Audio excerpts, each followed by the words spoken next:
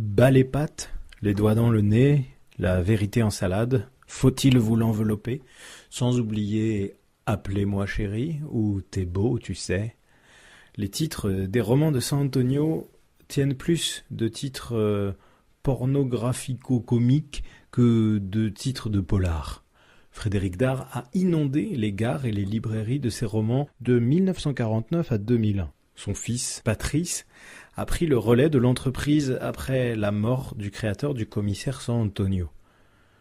Dans la liste longue comme le bras des livres estampillés San Antonio, on trouve quelques pépites qui sortent du registre policier. En 1964, la police n'est sans doute pas très occupée, le commissaire San Antonio en profite pour raconter l'histoire de France à sa manière. Je vous lis un extrait de la première leçon consacrée à Vercingétorix et César. Ce texte décrit avec le style que l'on connaît la magie de l'intégration à la française, celle des 30 Glorieuses. Le livre permet aussi de retracer avec humour et légèreté la vision de la France de San Antonio, l'un des plus gros vendeurs de livres français de la deuxième partie du XXe siècle. Enfin, l'admiration de San Antonio étant un point commun à toute l'équipe du Nouveau Cénacle, vous entendrez à nouveau des textes du commissaire sur notre site. L'histoire de France vue par San Antonio. Première leçon, Vercingétorix et César. Aussi loin que puissent porter nos mirettes de taupe dans le musée Grévin de l'Histoire, on aperçoit, avec ou sans le concours des frères Lissac, qu'un défilé de gars sans gêne venus d'un peu partout afin de vérifier si notre patelin est bien le pays de cocagne annoncé à l'extérieur.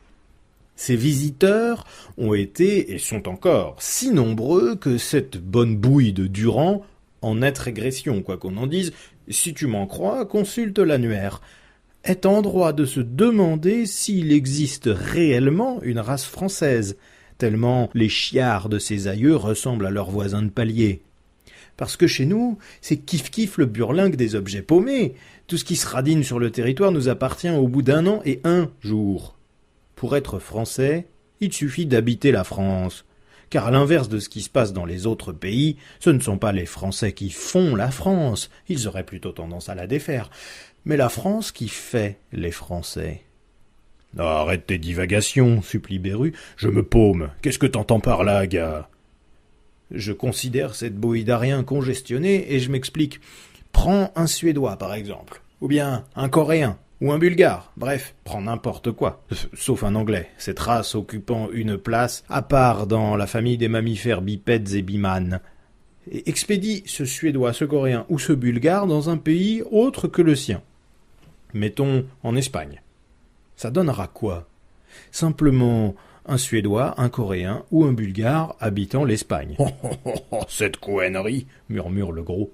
« Attends, mais au lieu d'envoyer ces gens-là en Espagne, installe-les à Pont-d'Ain ou à la Garenne-Colombe, et tu obtiendras illico des Français. C'est un mystère, gros, et c'est ce mystère qui fait la France. Un pays qui ne ressemble pas aux autres. Maintenant, voyons un peu comment elle a démarré, la France. Tu n'es pas sans savoir que jadis, elle s'appelait la Gaule. Fais confiance, ça va revenir, ricane l'énorme. Je poursuis sans tenir compte de son interruption. Quand tu discutes avec monsieur Dupont, tu le vois se rengorger en parlant des Gaulois. Le Gaulois, c'est notre fierté nationale.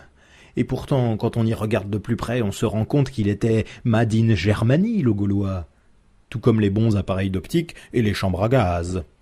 Seulement, il était à ce point représentatif qu'on l'a annexé définitivement.